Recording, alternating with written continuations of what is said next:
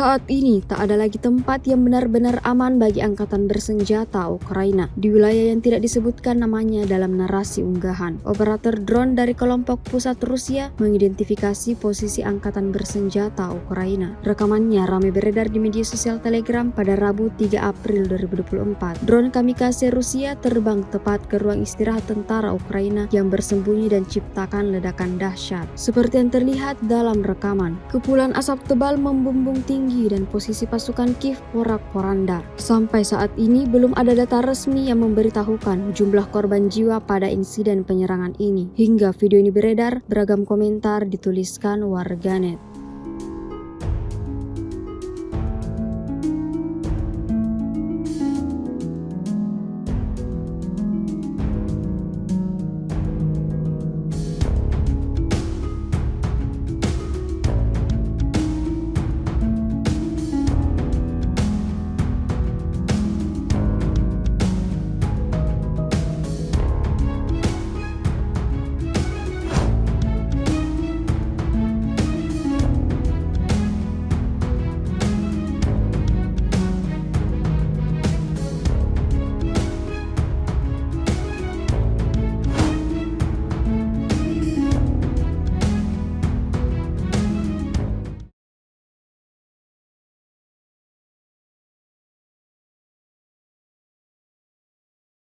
Download Tribun X sekarang, menghadirkan lokal menjadi Indonesia.